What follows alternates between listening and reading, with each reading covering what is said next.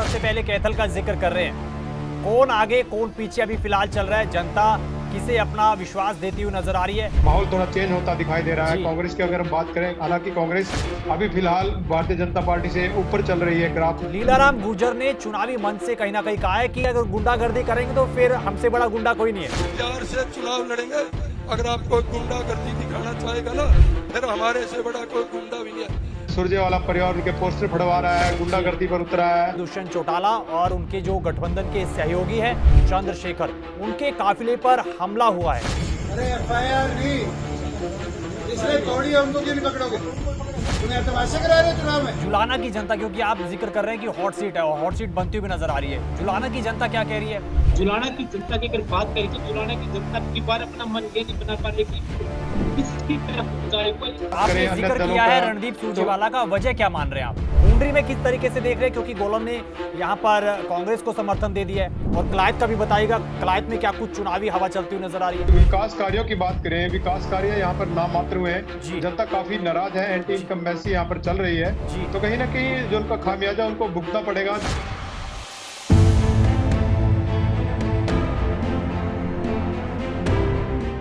नमस्कार, PTC news के तमाम डिजिटल प्लेटफॉर्म पर आप सभी का स्वागत है। मैं हूं आपके साथ अतुल वर्मा, लेकर हाजिर हूं चुनावी स्पेशल मूड हरियाणा का। और आज मूड हरियाणा के में हम हरियाणा की तमाम हॉट सीटों को लेकर चर्चा करेंगे। हमारे साथ हमारे सहयोगी ग्राउंड जीरो से जुड़ रहे हैं, उनसे चुनावी चर्चा करेंगे। क्या कुछ माहौल है, क्या कुछ टक्कर चलती हुई नजर आ रही है, और चुनावी मूड क्या कुछ कहता है, जनता का मूड क्या कुछ कहता हुआ नजर आता है। पहले तो हम अपने मेहमानों का, हमारे सहयोगों का स्वागत करेंगे। कैथल से हमारे पीटीसी संवाददाता जोगिंदर कुंडू, उनका बहुत बहुत स्वागत। और जींद से हमारे पीटीसी संवाददाता सुनील कुमार, उनका भी स्वागत करेंगे। सबसे पहले हम चलेंगे सुनील कुमार के पास। सुनील, कल जो खबर निकल कर आई, बताया जा रहा है कि दुष्यंत चौटाला और उनके जो गठबंधन के सहयोगी हैं आजाद समाज पार्टी के सांसद चंद्रशेखर, उनके काफिले पर हमला हुआ है। ये हमले की खबर जो है उसको आप स्पष्ट कीजिएगा, और किसने ये हमला किया और क्या कुछ इस पर कार्रवाई हुई है, कब की ये घटना है, वो भी बताइएगा। जी तो आपने बिल्कुल सही कहा है। जो ये घटना है कल, ये उचाना कला के देर रात का अंदर मामला है जी। और दूसरा जी, और जो एसपा के जो सुप्रीमो है चंद्रशेखर आजाद जी, वो दोनों ही अपनी जनसभा को संबोधित करे थे। उसी समय कुछ लोगों का एक झुंड आया, उन्होंने वहां पर आकर नारेबाजी शुरू कर दी। जब दूसरा चौटाला ने उनको समझाने की कोशिश की कि आप किस बात को लेकर हुक दंड कर रहे हो, या फिर आपकी क्या समस्या है, या फिर आप क्या चाहते हो, तो हमसे बात कीजिए। लेकिन उन्होंने इस बात पर बात करने से मना कर दिया और हुक्कड़बाजी करते हुए वे वहां से निकल गए। जब काफिला जनसभा को संबोधित करने के बाद दूसरे गांव के अंदर दूसरे प्रोग्राम की तरफ निकला, तो रास्ते में ही जो अज्ञात युवक थे उन्होंने काफिले की गाड़ी पर हमला कर दिया और दो गाड़ियों के ऊपर उन्होंने जी हमला किया और गाड़ी को नुकसान पहुंचाने की भी कोशिश की। उसके बाद दुष्यंत चौटाला जी ने जो नजदीक के जो थाने जो पुलिस अधीक्षक होते हैं इनको फोन किया और पुलिस को मौके पर पहुंची और पुलिस ने घटना का जायजा लिया। लेकिन कहीं ना कहीं जो एक घटना थी उससे आपस में एक बड़ा जो टकराव की बात की जाए या फिर एक जो गंभीर स्थिति वहां बनने की बात की जाए, वो फिलहाल वहां नहीं बन पाई और उसमें बहुत बड़े एक ये भी बात रहेगी कि स्थिति वहां पर कंट्रोल में रही और हालात ज्यादा बेकाबू नहीं हुए। लेकिन दुष्यंत चौटाला जी ने जो पुलिस अधिकारी वहां पर मौके पर पहुंचे थे, उनको डांट फटकार लगाते हुए ये कहा कि चुनाव का माहौल चल रहा है, चुनाव पीक पर है और से सांसद जो नगीना से जो सांसद जी हैं चंद्रशेखर जी, वो जींद के अंदर पहुंचे हैं, तो आपकी सुरक्षा कहाँ है, आप क्या कर रहे हो? इसको लेकर उन्होंने एक बहुत बड़ा प्रश्न उठाया था और आज उन्होंने सुबह कॉन्फ्रेंस की थी इस मामले को लेकर कि जो कल की जो एक ऐसी घटना घटी है उसको लेकर कहीं ना कहीं जो चुनाव प्रचार को कहीं ना कहीं कमजोर करने की कोशिश की जा रही है। और बात की जाए तो दूसरे जो पार्टियों की, तो उन्होंने किसी पार्टी का नाम नहीं लिया कि ठीक है, आपके पास आएंगे सुनील, हम दोबारा से आएंगे। अभी हम जोगिंदर कुंडू के पास चलना चाहेंगे। जोगिंदर जी, किस तरीके से देख रहे हैं? फिलहाल सबसे पहले कैथल का जिक्र कर रहे हैं, कौन आगे कौन पीछे अभी फिलहाल चल रहा है, जनता किसे अपना विश्वास देती हुई नजर आ रही है, क्या कहना चाहेंगे? लीलाराम गुर्जर वर्सेस रणदीप सुरजेवाला। बिल्कुल अतुल, जिस तरह से कैथल की विधानसभा की हम बात करें, कैथल विधानसभा में भारतीय जनता पार्टी के जो मौजूदा विधायक हैं और जो कैंडिडेट हैं, इस समय उम्मीदवार हैं भारतीय जनता पार्टी के लीलाराम गुर्जर हैं, वो पहले भी विधायक हैं मौजूदा सीटिंग एमएलए हैं। और वहीं अगर हम कांग्रेस की बात करें, कांग्रेस से जो कांग्रेस राष्ट्रीय महासचिव हैं रणदीप सिंह सुरजेवाला के पुत्र आदित्य सुरजेवाला इस समय कांग्रेस के उम्मीदवार कैथल विधानसभा से हैं। हालांकि उनका फर्स्ट टाइम है और पहली बार वो चुनाव लड़ रहे हैं। हालांकि इतना एक्सपीरियंस उनको नहीं है। अगर हम बात करें चुनाव में जो इस तरह जो पब्लिक का जो मूड देखने को मिल रहा है, तो कहीं ना कहीं जो इलेक्शन था, जो ओवरऑल जो स्टार्टिंग में कांग्रेस का काफी अच्छा प्रचार रहा और काफी कांग्रेस के पक्ष में जो जनता दिखाई दे रही थी, अब धीरे धीरे थोड़ा माहौल थोड़ा चेंज होता दिखाई दे रहा है कांग्रेस की अगर हम बात करें। हालांकि कांग्रेस अभी फिलहाल भारतीय जनता पार्टी से ऊपर चल रही है ग्राफ में अगर हम बात करें, तो वहीं जो भारतीय जनता पार्टी थोड़ा नीचे चल रही है और अभी कांटे का मुकाबला यहाँ पर होने की पूरी संभावना दिखाई दे रही है। ये वजह क्या मान रहे हैं आप? क्योंकि आपने बात करें जिक्र किया है रणदीप सुरजेवाला का, वजह क्या मान रहे हैं आप? क्या जो उनके बेटे हैं आदित्य सुरजेवाला, क्योंकि वो जनता के बीच भी इतनी बार नजर नहीं आया और ना ही उनका कोई संबोधन निकल कर आ रहा है या कोई भाषण निकल कर आ रहा है, क्या ये आप ड्रॉबैक मान रहे हैं? देखिए अतुल, पहली बार चुनाव लड़ रहे हैं आदित्य सुरजेवाला। हालांकि पढ़े लिखे युवा हैं, नौजवान हैं और पहली बार चुनाव लड़ रहे हैं। हालांकि उनके जो पिता द्वारा जो कार्य यहाँ पर करवाए गए विकास कार्य, उनका कहीं ना कहीं लाभ उनको मिलेगा। और उनके जो पिता है रणदीप सुरजेवाला, जो कांग्रेस के राष्ट्रीय महासचिव हैं, एक बड़े नेता है, एक वरिष्ठ नेता है, तो कहीं ना कहीं लाभ उनको जरूर मिलेगा। हालांकि आदित्य सुरजेवाला को अभी एक्सपीरियंस नहीं है, पहली बार चुनाव लड़ रहे हैं। और जिस तरह से जो अगर हम भारतीय जनता पार्टी की बात करें, भारतीय जनता पार्टी के सिटिंग एमएलए हैं लीलाराम गुर्जर, पहली बार वो इनेलो से यहाँ पर विधायक बने थे और दूसरी बार उन्होंने भारतीय जनता पार्टी के टिकट से चुनाव जीता था। पिछली बार अगर हम बात करें रणदीप सिंह सुरजेवाला को बहुत कम मार्जिन से उन्होंने हराया था, काफी कम अंतर से रणदीप सुरजेवाला यहाँ से चुनाव हारे थे। हालांकि आदित्य सुरजेवाला पहली बार चुनाव मैदान में है, पूरा जी तोड़ जनता को लुभाने का प्रयास भी यहाँ पर किया जा रहा है। हालांकि कुल मिलाकर अभी जो फाइट है तो देखने में मिल रही है कांग्रेस और बीजेपी की काफी अच्छा यहाँ पर जो चल रहा है।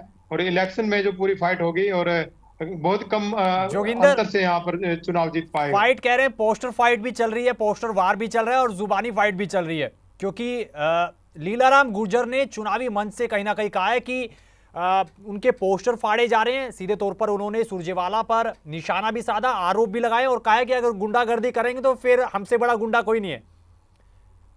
बिल्कुल अतुल, कल यहाँ पर मुख्यमंत्री नायब सैनी है जो वो यहाँ पर चुनाव प्रचार के लिए लीलाराम गुर्जर के लिए एक जनसभा में यहाँ पर संबोधित कर रहे थे। उनकी जनसभा में लीलाराम गुर्जर ने जब जनता को संबोधित किया तो सीधा सीधा आरोप सुरजेवाला परिवार पर लगाया और कहा कि सुरजेवाला परिवार उनके पोस्टर फड़वा रहा है, गुंडागर्दी पर उतरा है। हालांकि उन्होंने मंच से कहा कि अगर वो इस तरह गुंडागर्दी दिखाएंगे तो वो भी कम नहीं है, इनका जवाब पत्थर से देंगे और इनसे बड़ा कोई गुंडा भी नहीं है। हालांकि जिस तरह से जो बाद में जो मुख्यमंत्री नायब सैनी की प्रतिक्रिया देखने को मिली, तो पहले मुख्यमंत्री ने जवाब दे दिया कि इस पर वो कोई प्रतिक्रिया नहीं देंगे। हालांकि परंतु बाद में उन्होंने ये भी कहा कि अगर कोई इस तरह की गुंडागर्दी करता है तो उसका जवाब भी देना भारतीय जनता पार्टी जानती है। जी। और हमारे पास वो वाइट भी है, पहले मुझे लगता है कि तमाम जो हमारे दर्शक हैं जो इस लाइव में जुड़ रहे हैं उनको ये सुना भी देते हैं। पहले लीलाराम गुर्जर ने क्या कहा था, उन्होंने किस तरीके से जिक्र किया कि हमसे बड़ा गुंडा कोई नहीं है, और फिर नायब सिंह सैनी ने क्या कुछ प्रतिक्रिया दी है, पहले वो सुना देते हैं फिर चर्चा को आगे बढ़ाते हैं। साथियों, आज वो छोटी छोटी हरकतों पे आ रहा है, बदतमीजियां करता है वो और उसके कार्यकर्ता। कोई होर्डिंग लगा देते हैं, रात को फाड़ देते हैं, कोई सड़क दीवारों पर पोस्टर लगाते हैं, उनको फाड़ने का काम करता है। हमने ईमानदारी से कहते हमने उसके एक पोस्टर को भी नहीं फाड़ा ना छेड़ा, परंतु सुरजेवाला जी ऐसी ऐसी हरकत हम तेरी होने भी नहीं देंगे। कदे किसी गलत फहमी में जीता हो, हम ईंट का जवाब पत्थर से देना जानते हैं। इसलिए आप अब अगर अपनी औकात में रह करके चुनाव लड़ेगा तो हम प्यार से चुनाव लड़ेंगे। अगर आप कोई गुंडागर्दी दिखाना चाहेगा ना, फिर हमारे से बड़ा कोई गुंडा भी नहीं है। मैं साथियों में कहना चाहता हूँ, सुरजेवाला जी अपनी उसमें रह करके चुनाव लड़ ले, प्यार से लड़ ले। और ये बदमाशी गुंडागर्दी नहीं चलती, होर्डिंग पोस्टर तो जनता के दिलों में लगाए जाते हैं। अगर औकात में रह के चुनाव लड़ेंगे ठीक है, वरना हमसे बड़ा कोई गुंडा नहीं है। नहीं, देखिए इसके ऊपर मैं कुछ नहीं कहना चाहता। चुनाव शांतिपूर्ण ढंग से होना चाहिए, शालीनता से होना चाहिए। अगर कोई व्यक्ति गुंडागर्दी करेगा, शायद इन्होंने उस भाव इनका होगा भी हम गुंडागर्दी यहाँ नहीं चलने देंगे और गुंडागर्दी चलने भी नहीं देंगे। जोगिंदर, क्या लग रहा है आपको, क्या मुकाबला कांग्रेस बनाम भाजपा ही है, लीलाराम गुर्जर वर्सेस सुरजेवाला ही है, या फिर त्रिकोणीय मुकाबला कैथल में चलता हुआ नजर आ रहा है? बाकी सीटों का भी जिक्र करेंगे, पहले इसका बताइएगा। बिल्कुल अतुल, जिस तरह से कैथल की विधानसभा की बात करें, कैथल विधानसभा में इस समय जो बीजेपी वर्सेस कांग्रेस का जो मुकाबला होता दिखाई दे रहा है, काफी अच्छी फाइट है। और अगर हम दलों की बात करें, अन्य दल आसपास भी नहीं है, तो इन दोनों दलों में ही यहाँ पर फाइट होगी और काफी कड़ा मुकाबला यहाँ पर होने की संभावना है। अतुल, सुनील के पास चलना चाहेंगे। सुनील एक बार फिर से हमारे साथ जुड़ चुके हैं। सुनील, कैसे देख रहे हैं आप, अगर हम जुलाना का जिक्र करें तो चुनावी दंगल में जो पहलवान उतरे हैं और नए ही सभी चेहरे हैं, क्या लग रहा है किसके बीच यहाँ पर कड़ा मुकाबला देखने को मिल रहा है? जुलाना की अगर बात की जाए तो पूरे हरियाणा की सबसे हॉट सीट कही जाने वाली जुलाना विधानसभा है, क्योंकि इनसे दो अंतर्राष्ट्रीय खिलाड़ी हैं, जो विनेश फोगाट जी और कविता दलाल जी, ये एक दूसरे के सामने खड़े हुए हैं। और कहीं ना कहीं जो मुकाबला है वो भी यहाँ पर त्रिकोणीय मुकाबला बना हुआ है, क्योंकि जब जिस तरीके से विनेश फोगाट ने जुलाना के अंदर जब टिकट यहाँ से कांग्रेस की मिली थी, तो उस समय जो इंटरव्यू मिली थी, उस समय का जो चुनाव एक तरफा विनेश फोगाट की तरफ बनता हुआ जा रहा था। लेकिन कहीं ना कहीं अब जो चुनाव से 3 या 4 दिन जो अब बने हुए हैं, इन दिनों में चुनाव काफी फंसता हुआ नजर आ रहा है। और ये कहना भी मुश्किल नहीं है कि विनेश फोगाट की एक तरफा जीत नहीं है, और कहीं ना कहीं उनकी जीत में सबसे बड़ी अगर बाधा होगी तो वो डॉक्टर सुरेंद्र लाठर जी होंगे, जो जीएसटी के पूर्व कमिश्नर रहे हैं और 15 साल पहले ही अपनी सरकारी नौकरी से बीआरएस लेकर चुनाव के जो दंगल है जुलाना का, उसमें वो सुनिए, जनता क्या कुछ कह रही है, जुलाना की जनता, क्योंकि आप जिक्र कर रहे हैं कि हॉट सीट है और हॉट सीट बनती हुई नजर आ रही है, जुलाना की जनता क्या कह रही है, किसको अपना आशीर्वाद देते हुए नजर आएंगे? जुलाना की जनता की अगर बात करें तो जुलाना की जनता की बार अपना मन ये नहीं बना पा रही कि वो किसकी तरफ जाए। वो एक तरफ बहू को देख रहे हैं, एक तरफ बेटी को देख रहे हैं, एक तरफ अपने जुलाने के जो विकास है उसको देख रहे हैं, और एक तरफ वो कहीं ना कहीं बीजेपी पार्टी को भी देख रहे हैं कि जैसे ऊपर सेंटर में बीजेपी पार्टी है, तो अगर हरियाणा में उनकी जुलाना विधानसभा से अगर बीजेपी का उम्मीदवार बनकर जाता है, तो कहीं ना कहीं जो विकास की अगर बात होती है तो विकास जुलाना का एक अच्छा होगा। लेकिन अगर कहीं बात की जाए जो जुलाना की जो स्थिति बनी हुई है, उस पर कांग्रेस और बीजेपी में कड़ा मुकाबला है। और अब जो 5 तारीख के चुनाव होते हैं उसमें देखने वाली बात होगी जनता किसकी तरफ करती है। लेकिन कहीं ना कहीं जो आज भी बीजेपी वहां से मजबूत बनते हुए नजर आ रही है, क्योंकि बीजेपी के जो योगेश बैरागी जी जो मैदान में है, उनका पलड़ा कहीं ना कहीं बाहर नजर होता आ रहा है, क्योंकि यहाँ पर मोस्टली जाट लैंड का एक दबदबा माना जाता है। जुलाना के अंदर 1,85,000 वोट हैं और जिस पर 85,000 जाट हैं। अगर जाट वोट डिवाइड होता है तो कहीं ना कहीं कांग्रेस की जो स्थिति है उसको डाउन करने का काम यहाँ पर बड़ा कांग्रेस को देखने को मिल सकता है। अगर जो बात की जाए बीजेपी वोट बैंक की, तो बीजेपी की और जो ब्राह्मण समाज की बात की जाए या फिर एससी और बीसी वोट बैंक की बात की जाए, वो जाता हुआ दिखाई जा रहा है। अगर साइलेंट वोट अपना काम ऐसे ही करता दिखाए 5 तारीख को दिखाई दिया, तो ये कहना कोई बड़ी बात नहीं होगी। बीजेपी फिर से जो यहाँ से 20 साल पहले का एक सूखा रहा है, उस सूखे पर दोबारा से कमल खिलाने का काम कर सकते हैं। ठीक है सुनील, आपके पास आएंगे। एक बार हम जो कल घटना निकल कर आई उच्चाना कला में, जो यहाँ पर काफिले पर हमले का जिक्र किया जा रहा है, वो वीडियो आपको दिखा देते हैं। क्या कुछ सांसद चंद्रशेखर कहते हुए नजर आ रहे हैं, दुष्यंत चौटाला कितने नाराज और गुस्से में नजर आ रहे हैं, ये सुनिए, फिर उसके बाद चर्चा को आगे बढ़ाते हैं। इतना तो प्रिविलेज है मेंबर ऑफ पार्लियामेंट को, भाई उनका प्रोटोकॉल प्रमुख सचिव के बराबर तो है। तो मेरी सभा में तुम्हें से एक आदमी भी सुना नहीं घूम रहा, क्या कर रहे थे? तो अगर कोई नुकसान पहुंचा दे, कोई हमला कर दे, चुनावी समय चल रहा है, विरोधी तमाम तरह के प्रयास करें, कौन मदद करेगा? मैंने कप्तान से बात करा, मैं नहीं छोड़ूंगा, प्राइवेट कमेटी में लेके चलूंगा सब लोग और FIR कराऊंगा। आप लोग तमाशा नहीं कर रहे, ये लोग तो दलित समाज के आदमी तो मजाक कर रहे। सेक्शन 4 में आपके बेवकूफ तो क्यों? मैं वकील हूँ, आपने पर मेरे कार्यक्रम की परमिशन नहीं दी, फिर क्यों लापरवाही हुई है? किसने की जानबूझ के होता है? मैं खड़ा हूँ, आपको वार्निंग नहीं दे रहा, आपको 1 घंटा दे रहा हूँ। अगर घंटे में इसकी गाड़ी जिनने तोड़ी उस पर कार्रवाई नहीं करो, ये देश का। अरे FIR नहीं, जिसने तोड़ी है उनको क्यों नहीं पकड़ोगे? तुम यहाँ तमाशे करा रहे हो चुनाव में, जानते हो लड़ाई हो?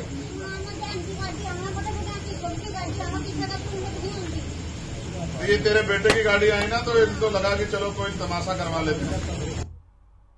तो सुना आपने किस तरीके से गुस्से में नजर आ रहे हैं दुष्यंत चौटाला और चंद्रशेखर, और जाहिर तौर पर दुष्यंत चौटाला जिक्र कर रहे हैं कि वार्निंग नहीं देना चाह रहे हम, 1 घंटे का समय और एफआईआर भी नहीं चाहिए। जिन्होंने तोड़फोड़ की है उस पर सीधे तौर पर एफआईआर और कार्रवाई जो बनती है होनी चाहिए। जोगिंदर कुंडू फिर जुड़ चुके हैं, उनके पास चलना चाहेंगे। जोगिंदर, बाकी सीटों का अगर जिक्र करें तो वो भी हॉट सीट बनती हुई नजर आ रही है।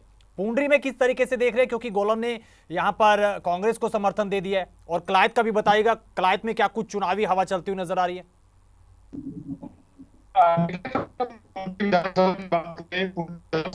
पिछला इतिहास अगर हम अगर देखें, पुंडरी विधानसभा का जो इतिहास है, पिछले जो 6 में लगातार निर्दलीय प्रत्याशी यहाँ पर जीत दर्ज करते आए हैं।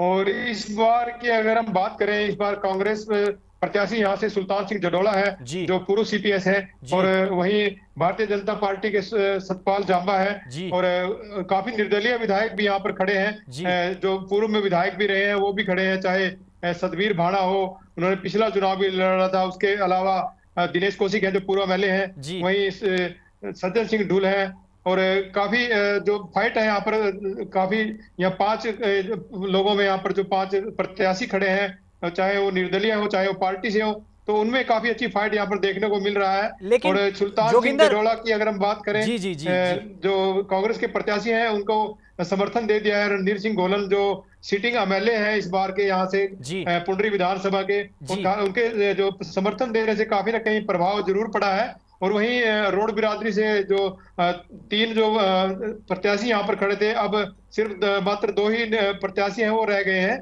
और काफी अच्छी फाइट यहाँ पर इस बार देखने को मिल रही है। लेकिन जोगिंदर, कलायत में कैसे देख रहे हैं? कलायत का जिक्र कर लें अगर, कलायत में कैसे देख रहे हैं? क्योंकि कलायत में जयप्रकाश जेपी के बेटे की साख दाव पर है, जयप्रकाश जी की साख भी दाव पर है। क्या लग रहा है, मुकाबले में बाजी मारेंगे? माहौल क्या कुछ है, जनता क्या कुछ कह रही है? बिल्कुल। तो कलायत की अगर हम बात करें, कलायत में कांग्रेस के प्रत्याशी हैं जयप्रकाश जेपी हैं, जो उनके सुपुत्र हैं विकास सहारण, वो चुनाव मैदान में है, और उनको भी समर्थन मिल चुका है। उसका लगातार जो जिस तरह से जो बात करें अगर हम कलायत की, वहीं भारतीय जनता पार्टी की जो कमलेश डांडा है, जो पूर्व मंत्री भी हैं बीजेपी की, वो चुनाव मैदान में है। इसके अलावा रामपाल माजरा है इनेलो प्रत्याशी। रामपाल माजरा को सतविंदर राणा है, जो आजाद प्रत्याशी के तौर पर चुनाव लड़ रहे थे, यहाँ से एमएलए भी रह चुके हैं, उन्होंने समर्थन दिया है रामपाल माजरा को। तो काफी अच्छा यहाँ पर जो देखने को मिल रहा है। और यहाँ पर त्रिकोणीय यार 4 लोगों के बीच में, 4 प्रत्याशियों के बीच में मुकाबला होता हुआ दिखाई दे रहा है। तो कहीं ना कहीं इनमें जो रामपाल माजरा है वो इस समय कहीं ना कहीं उनका ग्राफ ऊपर दिखाई दे रहा है। और जिस तरह से जो विकास सहारण है, जो कांग्रेस के प्रत्याशी हैं, वो भी फाइट में है। और कमलेश डांडा की अगर हम बात करें, कमलेश डांडा इस समय काफी पीछे चल रही है चुनाव में। उसके अलावा जो निर्दलीय प्रत्याशी हैं निर्मल सिंह, वो भी चुनाव मैदान में है। तो कहीं ना कहीं कलायत में काफी रोचक मुकाबला होता हुआ दिखाई दे रहा है। जोगिंदर, आपके पास आऊंगा मैं। जो कल चुनावी रैली हुई थी, जन आशीर्वाद रैली हुई थी, उसमें नायब सिंह सैनी ने क्या कुछ कहा था, किस तरीके से कांग्रेस पर निशाना साधा था, और कहा था कि 8 तारीख के बाद जो कांग्रेस है वो चंडीगढ़ पीजीआई में दाखिल मिलेगी। इस तरीके से तंज कसा था, वो सुनिए, फिर आगे चर्चा को बढ़ाएंगे। भारतीय जनता पार्टी का चुनाव ऊंचाइयों पर चल रहा है, कांग्रेस की नब्ज ढीली होती जा रही है।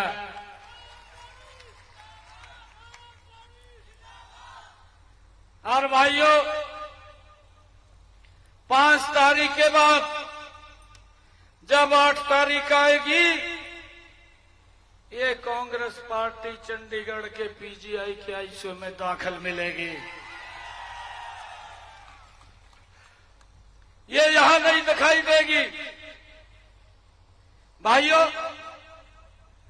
आज यहां हरियाणा के अंदर मैंने तो पहली बार देखा देश के अंदर कि कोई राजनीतिक दल भाइयों 2-2 बार अपना मैनिफेस्टो निकालता हो। मैंने पहली बार देखा। एक दिल्ली में जारी किया कांग्रेस ने, भाई किसी ने उसको तवज्जो नहीं दी, उसकी हवा निकल गई। तो सुना किस तरीके से तंज कसते हुए नजर आ रहे हैं नायब सिंह सैनी कांग्रेस पर, लेकिन कलायत में क्या कुछ तस्वीर निकल कर आएगी, क्योंकि कमलेश डांडा जैसे कि जोगिंदर कुंडू जिक्र कर रहे हैं कि अभी फिलहाल तीसरे नंबर पर खिसकते हुए नजर आ रहे हैं। जन आशीर्वाद उस तरीके से नहीं मिल रहा है। रामपाल माजरा लीड करते हुए नजर आ रहे हैं क्योंकि प्रचार उनका उस तरीके से चला है, और फिर दूसरे नंबर पर कहीं ना कहीं जयप्रकाश जेपी के बेटे फिलहाल बताए जा रहे हैं, लेकिन मुकाबला त्रिकोणीय से भी ज्यादा जाता हुआ नजर आ रहा है। कलायत हॉट सीट मानी जा रही है। जीन चलेंगे, हमारे संवाददाता सुनील कुमार एक बार फिर से हमारे साथ जुड़े हैं, उनसे सवाल लेंगे।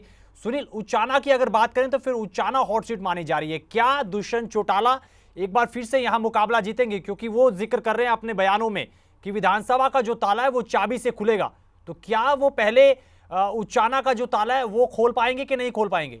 चलिए जोगिंदर के पास चलेंगे। जोगिंदर, किस तरीके से देख रहे हैं, क्योंकि नायब सैनी बयान दे रहे हैं यहां पर कि चंडीगढ़ पीजीआई में भर्ती होते हुए नजर आएगी कांग्रेस, लेकिन भाजपा के जो उम्मीदवार हैं और मौजूदा समय में जो विधायक रहे हैं कमलेश डांडा, वो फिलहाल मुकाबले में पिछड़ते हुए नजर आ रहे हैं। कैसा लग रहा है और जनता क्या कुछ कहती हुई नजर आ रही है, क्या कुछ मुद्दे हैं? अगर हम बात करें कलायत में जो कमलेश डांडा है, पूर्व मंत्री हैं भारतीय जनता पार्टी की जी, तो कहीं ना कहीं अगर हम विकास कार्यों की बात करें, विकास कार्य यहाँ पर नाम मात्र हुए हैं। जनता काफी नाराज है, एंटी इनकम्बेंसी यहाँ पर चल रही है। तो कहीं ना कहीं जो उनका खामियाजा उनको भुगतना पड़ेगा। जो विकास कार्य नहीं हुए, जो लोगों की मूलभूत समस्याएं हैं, चाहे पानी की है, चाहे गंदे पानी की निकासी की है, या और रोजगार के मुद्दे हैं और बिजली पानी का जो मुद्दे हैं, कहीं ना कहीं उनको उसमें पिछड़ते हुए दिखाई दे रहे हैं और कहीं ना कहीं उनका खामियाजा उनको इसी चुनाव में भुगतना पड़ेगा। वहीं अगर हम रामपाल माजरा की बात करें, जो पूर्व सीपीएस भी रहे हैं इनेलो पार्टी के और प्रदेश अध्यक्ष भी हैं इनेलो पार्टी के, तो कहीं ना कहीं उनके द्वारा जो विकास कार्य करवाए गए हैं जो पूर्व में, उनका कहीं कहीं फायदा उनको यहाँ पर मिलता हुआ दिखाई दे रहा है। और जिस तरह से यहाँ पर जो काफी रोचक मुकाबला कलायत में हो रहा है, चाहे उन्हें सतविंदर राणा का साथ मिला हो, जो कांग्रेस की टिकट मांग रहे थे, उन्होंने हालांकि इनेलो प्रत्याशी रामपाल माजरा को समर्थन दे दिया है, तो कहीं ना कहीं उससे उनको बल मिला है और चुनाव में फाइट करते हुए रामपाल माजरा दिखाई दे रहे हैं। वहीं अगर हम विकास सहारण की बात करें, जो जयप्रकाश जेपी के बेटे हैं, कांग्रेस प्रत्याशी हैं, वो भी काफी अच्छी फाइट में दिखाई दे रहे हैं। युवा है और जोश है उनमें, कहीं ना कहीं जयप्रकाश जेपी के द्वारा जो कार्य यहाँ पर करवाए गए हैं उनका फायदा उनको कहीं ना कहीं जरूर यहाँ पर मिलेगा। जी चलिए जोगिंदर, बहुत बहुत शुक्रिया तमाम जो जानकारी है, तमाम जो चर्चा है उसमें जुड़ने के लिए। लेकिन इस हरियाणा विधानसभा के चुनावी दंगल में अभी फिलहाल माहौल जो गर्म है वो और गर्म होता हुआ नजर आ रहा है, और इस चुनावी माहौल में कौन बाजी मारेगा, क्योंकि चुनाव प्रचार अपने आखिरी चरण में है, अपने आखिरी दौर में है, और चुनाव प्रचार अब थमता हुआ नजर आएगा। 5 तारीख को वोट पड़ेंगे, 8 को तस्वीर साफ होगी, लेकिन 8 तारीख को विधायक कौन बनेगा, मुख्यमंत्री कौन बनेगा, सत्ता पर विराजमान कौन होगा, ये फिलहाल जनता ही तय करेगी, और ये तस्वीर भी 8 तारीख को निकल कर आएगी। फिलहाल के लिए चर्चा में इतना ही। आप मुझे और हमारे सहयोगी जोगिंदर कुंडू कैथल से हमारे पीटीसी संवाददाता और सुनील कुमार जीन से हमारे पीटीसी संवाददाता को दीजिए इजाजत। बने रहिए पीटीसी न्यूज के साथ, क्योंकि पीटीसी न्यूज पर विधानसभा चुनाव को लेकर चर्चा और महाकवरेज लगातार जारी है। बने रहिए पीटीसी न्यूज के तमाम प्लेटफॉर्म के साथ। नमस्कार।